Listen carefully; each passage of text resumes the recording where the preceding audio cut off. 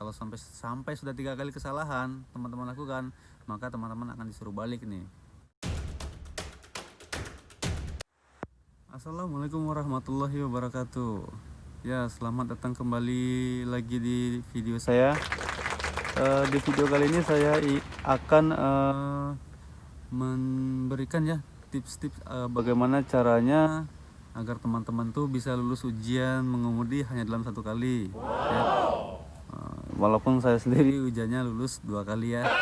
Nah, saya kasih tips-tips agar teman-teman sekalian itu tidak bernasib sama seperti saya ya. Jadi sekali ujian bisa langsung lulus. Oke. Jadi sebelum melakukan ujian ya, teman-teman nanti akan dibawa ke ruang briefing kan, seperti yang saya jelaskan di video sebelumnya. Nah, nanti di ruang briefing ini teman-teman akan diberitahu ya tata cara dalam proses mengikuti ujian tersebut. Misalnya seperti teman-teman akan diberi 3 kali kesempatan dalam kesalahan gitu kan. Misalnya 3 kali salah, oke, tapi lebih dari 3 kali maka dianggap batal ya, gugur, harus mengulang lagi. Nah, jika di tengah-tengah ujian teman-teman melakukan 3 kali kesalahan, maka teman-teman akan disuruh balik ke posisi start ya. Walaupun ujian itu belum selesai, dianggap sudah selesai ya. Nah, kemudian setiap adanya kesalahan, instruktur itu tidak memberitahu ya. Jadi mereka hanya mencatat saja gitu kan. Jadi kita tidak tahu di mana salahnya, tiba-tiba langsung disuruh balik gitu kan, seperti saya dulu disuruh balik ya kan. Saya kaget, kenapa disuruh balik tapi belum selesai gitu kan. Nah, jadi itu yang teman-teman harus ingat ya. Jadi nanti pada saat briefing itu nanti dikasih tahu juga ya, bahwasanya ujian akan dimulai dengan peserta yang memakai transmisi manual biasanya. Nanti setelah yang manual ini selesai, baru yang diikuti dengan yang otomatis, karena biasanya yang manual ini sedikit ya, yang ikut ujian manual ini sedikit. Oke, kita langsung saja ke tips-tipsnya. Jadi sebelum mengikuti ujian ini teman-teman, saya sarankan jangan gugup ya. Jadi kalau misalnya gugup kan jadi gampang lupa ya kan, kita siap ini mau ngapain, siap ini ngapain gitu kan, terus ini gimana gitu ya kan, apalagi didampingi sama instruktur ya. Nah, jadi saya sarankan teman-teman jangan gugup ya. Bolehlah gugup tapi jangan terlalu lah. Kemudian yang selanjutnya itu, sebelum naik ke mobil itu teman-teman berdiri di sebelah kiri nih kan. Nah, teman-teman itu langsung muter ke belakang. Teman-teman cek apa namanya tuh, kolong belakangnya. Pastikan bahwasanya tidak ada benda yang berbahaya di bawah kolong mobilnya. Kemudian teman-teman berputar ke arah depan. Nah, di depan juga sama gitu kan. Teman-teman cek bawah kolongnya, cek depannya apakah ada benda berbahaya atau tidak. Nah, kemudian masuk ke sisi sebelah kanan. Sampai di situ, sebelum masuk ke dalam mobil, pastikan teman-teman lihat arah depan dan arah belakang mobil ya. Jadi pastikan kepala ini harus menoleh benar-benar ya teman-teman ya. Jadi kalau nggak menoleh benar-benar itu biasanya minus gitu kan. Jadi harus benar-benar menoleh gini, ke kanan dan ke kiri ya, ke depan dan ke belakang ya. Jadi sebelum membuka pintu itu yang harus diperhatikan. Oke. Kemudian jangan membuka pintu terlalu lebar ya. Itu sangat berbahaya ya bagi pengemudi yang lain kan. Karena ini dalam ujian ini situasinya adalah di jalan raya gitu kan. Jadi anggaplah seperti teman-teman sungguh-sungguh benar di jalan raya. Kemudian setelah masuk ke dalam mobil, kan di sebelah itu kan udah ada instruktur tuh. Nah, ada baiknya sapa dulu ya kan. Ohayo gozaimasu misalnya, atau konnichiwa misalnya ya kan. Karena tata krama itu kan penting juga kan. Itu satu penilaian plus buat kita. Setelah masuk, kemudian aturlah tempat duduknya gitu kan. Jadi sebenarnya sih posisi mengemudi itu udah pas buat kita, tapi sebagai formalitas lakukan saja gitu kan. Jadi jangan sampai teman-teman udah pas nih terus nggak diperbaikin gitu kan. Nah, lebih bagus diperbaiki ya, walaupun sudah pas ya kan. Maka dibuatlah posisi yang seperti awal tadi kalau misalnya posisi awalnya sudah pas. Kemudian yang selanjutnya pasang sabuk pengaman ya kan. Setelah pasang sabuk pengaman, setel spion belakang ya, spion yang di depan tuh ya, yang untuk melihat arah ke belakang, setel walaupun sebenarnya sudah pas ya kan, tidak perlu di setel lagi, tapi setel saja ya, agak dimiring-miringkan sedikit lah ya kan, intermiso ya kan, formalitas lah istilahnya. Nah, kalau sudah pas, kemudian lihat spion kanan dan spion kiri ya. Jadi jangan mata kita aja jangan melihat ke sana ke sini ya. Itu minus gitu kan. Jadi pastikan kepalanya benar-benar menoleh ya. Jadi noleh kanan, benar noleh dan noleh kiri. Kalau perlu ditunjuk ya. Yos, yos gitu kalau perlu ya. Kalau perlu ya apa, hanya menoleh juga sudah oke. Kemudian kalau persiapannya sudah selesai, teman-teman silahkan bilang ke penguji bahwasanya teman-teman sudah siap. Misalnya Jumbi dekimashita, bilang gitu kan, atau yoroshiku onegaishimasu juga bisa. Nah, nanti teman-teman akan diinstruksikan untuk menghidupkan mesin. Nah, silahkan hidupkan mesin, masukkan transmisi, dan teman-teman silahkan berangkat ke jalan. Nah, setelah di jalan nanti penguji akan mengatakannya seperti yang saya jelaskan di video sebelumnya. Mereka akan bilang silakan belok di nomor sekian, silakan belok di nomor sekian. Bisa diucapkan juga sih arahnya, misalnya belok nomor sekian sebelah belok kiri, misalnya nomor sekian belok kanan misalnya. Jadi diarahkan oleh mereka. Nah, di sini yang perlu teman-teman perhatikan itu adalah ketika teman-teman berbelok ya, pastikan menghidupkan lampu sen ya, beberapa meter sebelum berbelok itu ya.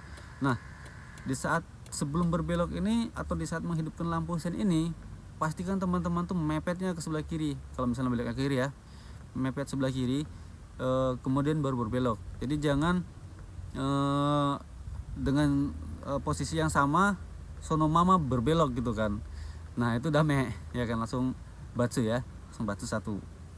Nah, misalnya dia persimpangan yang bukan atau persimpangan yang bukan penyeberangan ya, misalnya dia hanya tikungan satu arah saja ya kan.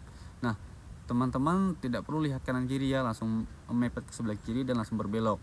Tapi apabila dia tikungan persimpangan ya, ada persimpangan 3 atau 4 ya, jadi teman-teman tuh pastikan dulu, misalnya ada orang mau nyebrang atau tidak kan, pastikan kepalanya tuh menoleh ya ke kanan dan menoleh ke kiri. Itu pastikannya kepalanya bergerak ya, jadi jangan hanya matanya saja yang bergerak.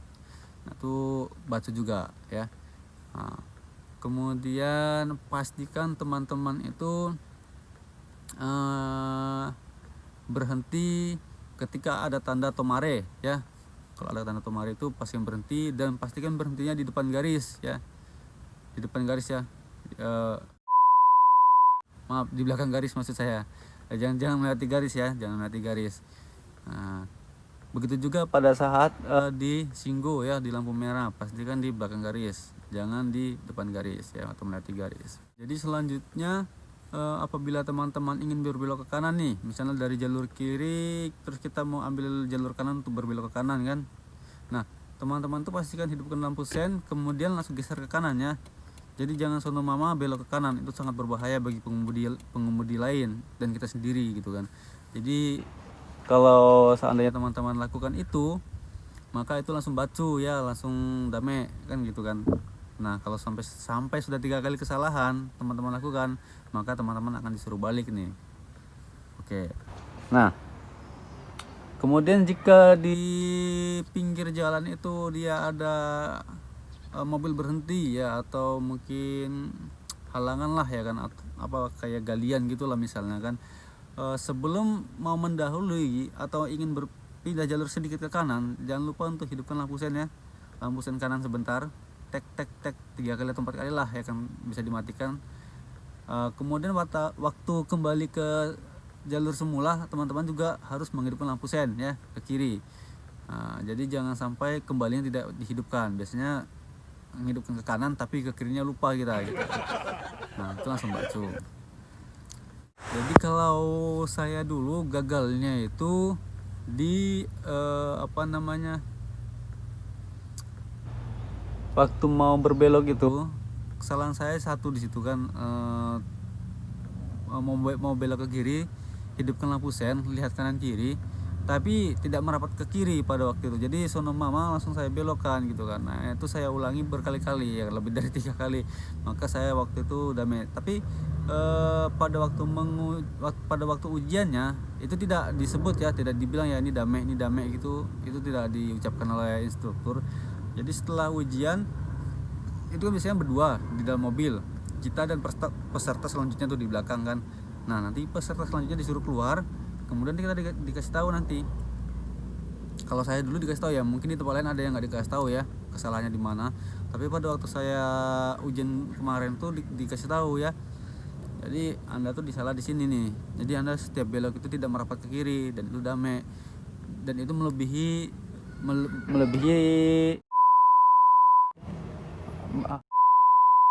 lebih dari 3 kali maksud saya. Nah, itu lebih dari tiga kali. Jadi di tengah jalan tuh saya langsung disuruh balik tuh ke posisi start yang pertama tadi kan. Saya heran juga kenapa kok disuruh balik padahal belum selesai gitu kan. Nah jadi teman-teman harus perhatikan itu ya, jangan sampai melakukan kesalahan yang sama seperti yang saya lakukan. Nah kemudian yang saya ingin sampaikan juga bahwasanya di tempat saya ujian kemarin ya, saya di posisinya di Kanagawa. Ternyata mereka itu tidak menilai skill ya, tidak menilai skill ya kan. Dalam artian di sini skill itu seperti misalnya kita mengemudinya nyaman ya, tidak sendat-sendat ya kan. Kemudian mesinnya tidak mati-mati gitu kan. Itu mereka tidak nilai gitu. Yang mereka nilai hanya keselamatan dan keamanan gitu. Jadi walaupun teman-teman tuh mesinnya mati di tengah jalan atau agak sedikit nyendat-nyendat ya kalau pakai yang manual, itu tidak menjadi persoalan. Jadi tidak perlu mengemudinya halus, ngeremnya nggak perlu halus. Yang penting kalau keselamatan dan keamanannya diutamakan, teman-teman saya jamin lulus ya.